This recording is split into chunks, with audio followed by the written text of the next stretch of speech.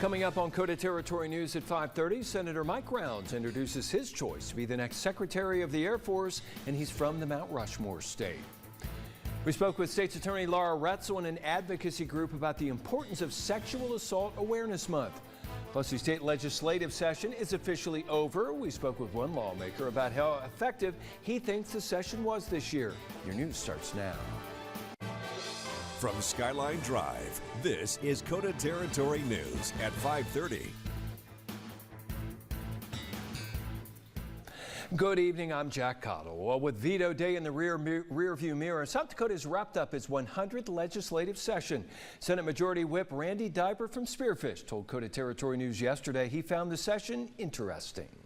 When we have that much change and we have that many bills that are alike in both chambers, it makes it very interesting. It wasn't very efficient because we didn't consolidate our bills or collaborate together, even each chamber, let alone chamber to chamber. Diber says he hopes lawmakers collaborate better next year on bills. Governor Larry Roden signed more than 210 bills this session and vetoed 2. South Dakota native Dr. Troy Mink is currently waiting for his confirmation to be the next Secretary of the Air Force. Dr. Mink is from Lemon and is a graduate of South Dakota State University. South Dakota Senator Mike Rounds introduced Mink's nomination at the Senate Armed Services Committee hearing last week. Senator Rounds says Mink's senior roles in the Air Force and National Reconnaissance Office, including as Deputy Undersecretary of the Air Force for Space, have prepared him for this assignment. It is my honor to introduce Dr. Troy Mink, nominee to be the Secretary of the Air Force.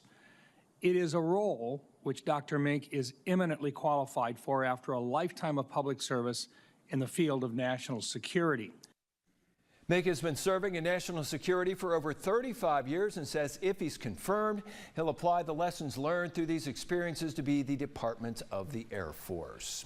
Well, on and off moisture today, but Chief Meteorologist David Stradling is tracking more in the First Alert Weather Center. Another one of those days, is it going to be rain or is it going to be snow? Yeah, we've had a little bit of a mix today, Jack, depending on where you live. And we're noticing that on First Alert Doppler radar right now. Rain and snow showers all over the place. And those are going to continue as we go throughout the rest of the evening and overnight hours. Rain transitioning over fully to snow. We do have some rain out towards the Badlands, Wall over towards the Phillip area, Midland, Wombly, Kadoka. Those rain showers are going to continue as we go throughout the evening hours, which will change over to snow. And we're starting to see that change over up near Buffalo, Bison, and Lemon. That's going to continue to bring some snow showers to those locations through the evening. We do have some snow showers in the Black Hills and rain, a decent shower over Rapid City at the moment. Winter weather advisories are in place for Sheridan and the northern Black Hills. And as we take a look up towards the northern hills, our Deadwood camera at the Silverado Franklin does show some snowflakes falling from the sky. Our temperatures are in the 30s and 40s now and will continue to drop to the 20s and 30s tonight. We'll talk how much snow falls coming up. Thank you, David. President Donald Trump has granted clemency to a man convicted of multiple massive fraud schemes, including one related to the Oglala Sioux Nation. 50-year-old Jason Galanis was given an immediate commutation of his entire sentence to time served with no further fines, restitution, probation, or other conditions. Galanis is a former business partner of Hunter Biden and was sentenced to 189 months in prison for defrauding the Oglala Sioux Nation of $60 million, along with multiple other fraudulent schemes, including market manipulation of a financial group. He was also ordered to forfeit nearly $90 million, as well as his interest in properties in New York and Los Angeles, and to make restitution in the amount of nearly $90 million. Galanis cooperated with House Republican investigators looking into dealings with President Joe Biden's son.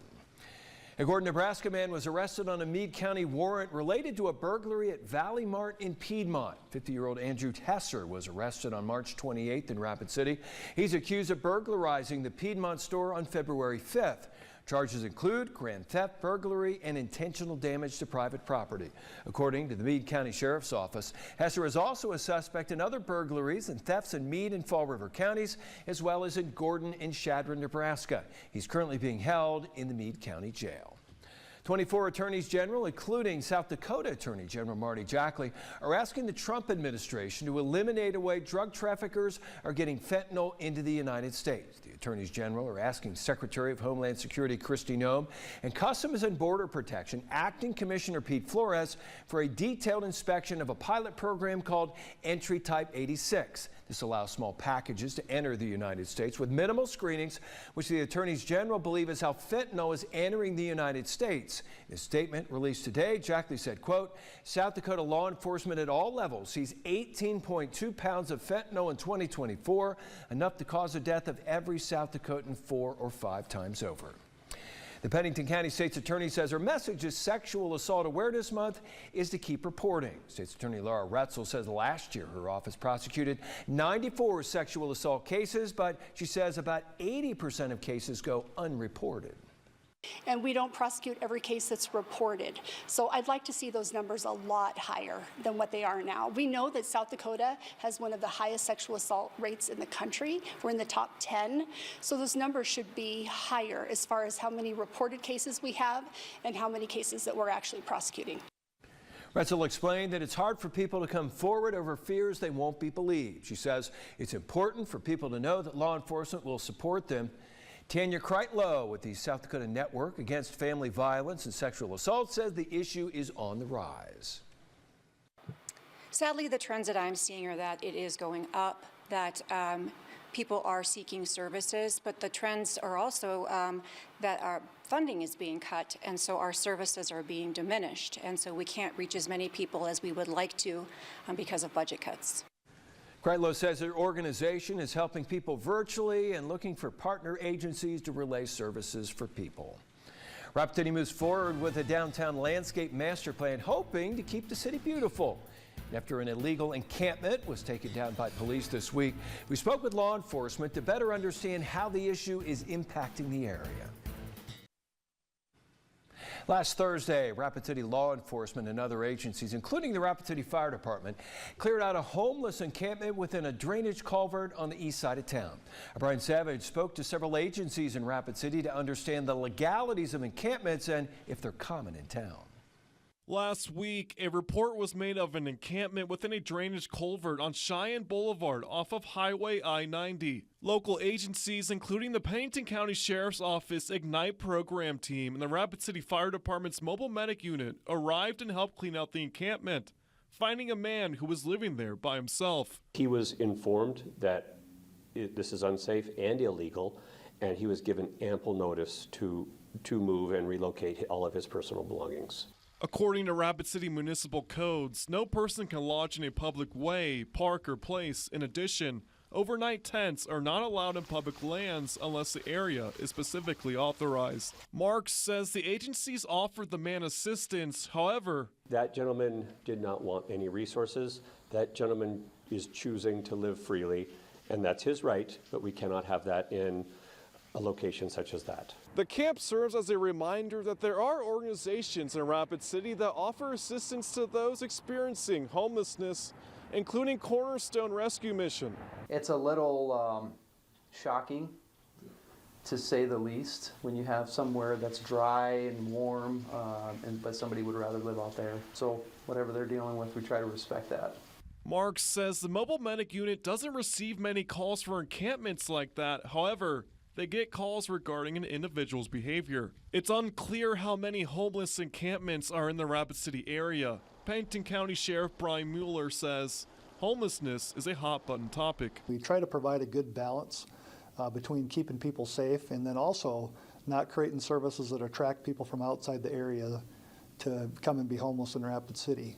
Reporting in Rapid City, I'm Brian Savage. The landscape of downtown Rapid City may be looking a little different in the future. Today, the city's Public Works Committee agreed to give the mayor and finance director permission to sign an agreement with a contractor as part of the Downtown Landscape Master Plan. WIS Associates Incorporated would provide professional design services to the master plan. The plan would create a streetscape design for the downtown area. The WIS project management team plans to tour the downtown district to get a better understanding of the current condition of the downtown streetscape.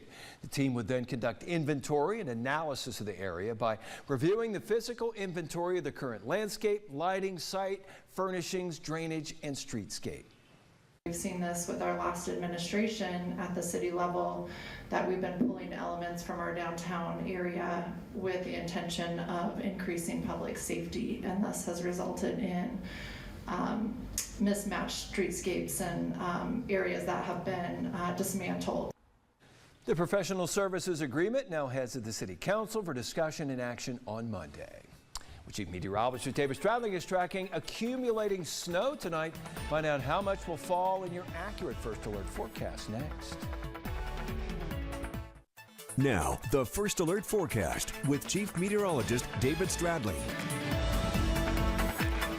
Moisture falling across KOTA territory. Rain and snow showers this evening. Going to turn to all snow showers after sunset when those temperatures continue to drop. Much of that rain is from Rapid City and areas east into the plains, but this will continue to shift southward as you'll notice snow is making its way into portions of Butte County and the Black Hills. Now you will notice some showers out towards the Badlands areas east. Up north, we're noticing that transition from rain to snow, Bison, Lemon, Buffalo into portions of Harding County now, a rain-snow mix down towards Belfouche. And as we look into the Black Hills, some snow showers starting to mix in near the Sturgis area, Spearfish, Lee, Deadwood, a little bit of a heavier band into the central Black Hills down towards Custer and Pringle, out towards the South Dakota Plains near Hermosa. We have some rain showers, a nice rain shower in Rapid City down towards Hot Springs as well. We've picked up some decent moisture today, and we just need more of it. We're looking at winter weather advisories for the northern hills, including Spearfish and over towards the Bighorns into the higher terrains, going to be where the most accumulations are. But for Sheridan, we could see some light snow. As we look at our Golden West weather camera in Rapid City, roads are wet. We do have a nice shower passing through town now.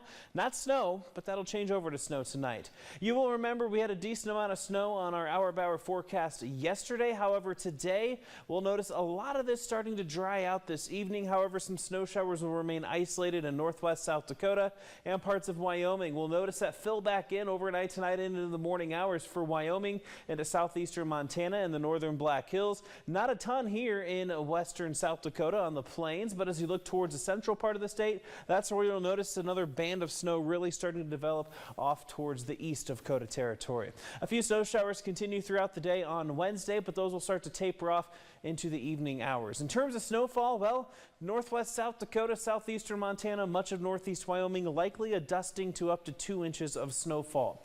Into Sundance and Spearfish, a dusting to 3 inches. Lead, 1 to 5. Deadwood, probably going to be around a dusting to 3, maybe 4 inches of snowfall there.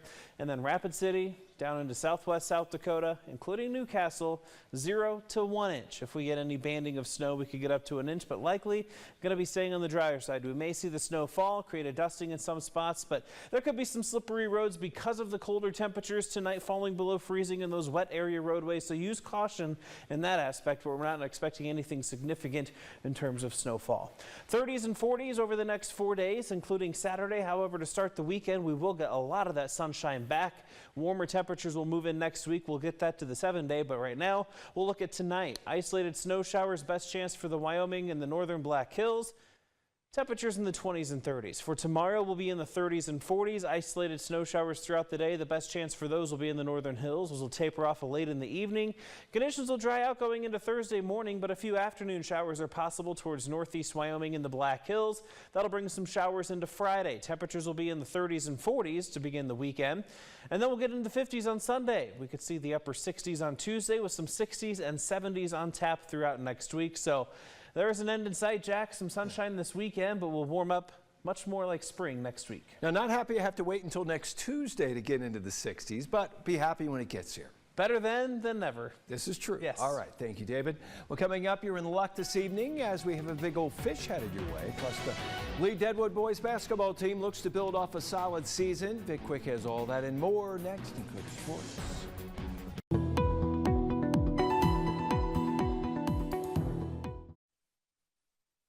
This is KOTA Territory Sports, sponsored by the Box Event Center.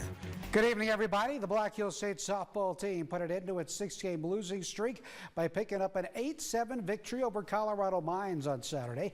The Yellow Jackets are now 19-17 on the season and returns to the diamond this Friday and Saturday when they play a pair of doubleheaders at Colorado Christian. The Lee Deadwood boys basketball team took a nice step in the right direction this season, finishing with 7 victories. One of the highlights of the season was a thrilling 68-67 victory over Belle-Fourche. The Gold Diggers also picked up a Black Hills Conference victory against Hot Springs. Lee Deadwood was led by its 4 seniors, Ethan Wynn, Bo and Ben Wichterman, and James Burke. And while the Gold Diggers came up short in their quest to qualify for the SODAC 16, head coach Dan Jansen likes the direction the program is headed. The team's played great.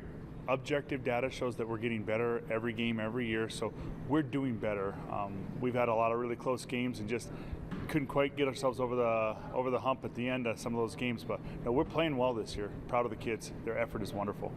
Communication. I know that's not really an area you think of a lot, but the way our team talks to each other, positive body language, constantly communicating on offense and defense, where to go, really playing a good space game, but that only happens when you're talking well out on the court. So our communication is wonderful this year.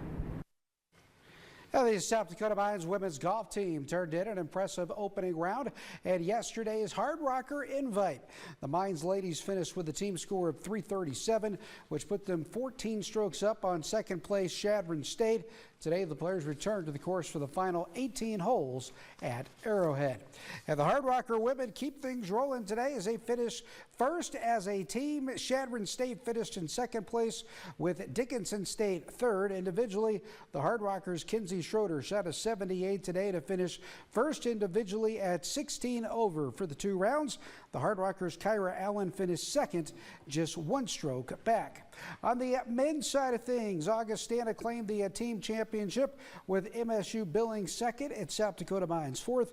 Billings' Ryan Badger and Augie's Henry Hartquist tied for the top spot individually at 1 over. Well, let's jump on in for our big old fish. And this evening, Samantha Payne is our featured angler. Samantha reeled in this 14-inch fish out of Canyon Lake. Congratulations to you, Samantha, and best of luck in the rest of your fishing endeavors. You too can be featured on a Big Old Fish. Just send us your picture by using the Submit Photos link at KOTATV.com. Make sure and give us the name of the person who caught the fish, what kind of fish it is, how big it is, and where it was caught. Get those pictures in, and we will get you on Big Old Fish. Nice looking fish out of a Canyon Lake there. Now tonight, the high school softball season was slated to get going with Stevens taking on Spearfish. However, due to the weather, that game has been postponed. They'll take another crack at things on Thursday. Also, the boys tennis match between Stevens and Rapid City Christian for this evening has been canceled as well. Major League Baseball tonight, Twins in action. They got off to a bit of a slow start, getting swept by the Cardinal. Twins taking on the White Sox tonight. Rockies have the night off, and they'll be taking on the Phillies coming up tomorrow. Well, that's going to do it for sports. We'll be right back after this short timeout.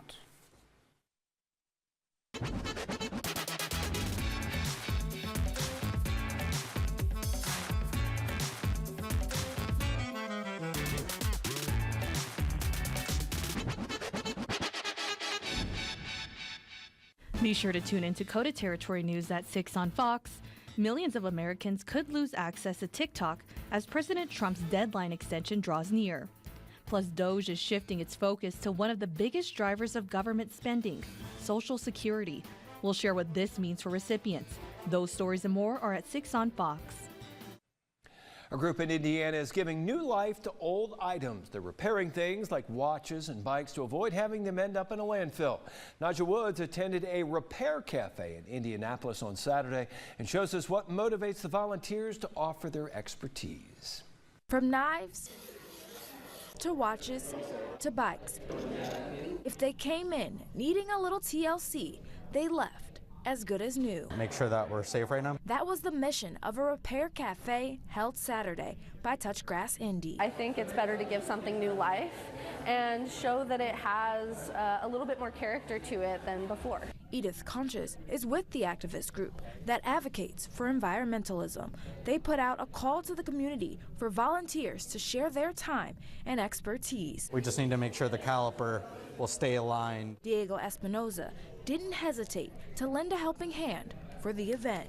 He fixed watches, electronics, and his favorite, bicycles. I do this on the side to help friends, to help people, to help anyone that needs help and their accessibility and transporting themselves around on a bicycle. The goal was much bigger than just a day of repairs. I really like doing this. For the planet, we don't have to waste more resources trying to put something else new into the market. We already have great things. So there's a multitude of reasons why I do this. We just have to take care of each other, and we have to let each other know that we can give each other a cup of sugar when we need it, but we can also fix your bike too. It's not just that. So community is here. That's a cool idea. I'd like to see one of those around here. Yeah, it is. It would be something fun to do, something to get something maybe fixed, repaired, or put in better shape. I got some broken stuff. Hey, there you go. You have to organize something. Absolutely. Get some people to fix it for you. It's going to be cold, so it's going to be a great time to stay inside and fix some things around the house, especially inside. Rain and snow showers are falling across KOTA territory. Snow showers from northwest South Dakota into the Black Hills. Our 7-day forecast will keep a few snow showers around tomorrow. 47 Thursday, but rain and snow showers are possible Friday. Will be breezy to end the week. 46 and sunny on Sunday. 53 on Sunday. Saturday is the one that's going to be sunny, I have mentioned. And then Monday, Tuesday, we have 50s and 60s. We'll likely have a few days in the 70s late next week. Yay. The following weekend does look pretty good there, Jack. Absolutely. All right. That'll do it for us. Thanks for watching. Hope to see you tonight at 10. Thanks for watching KOTA Territory News, your local news and weather authority.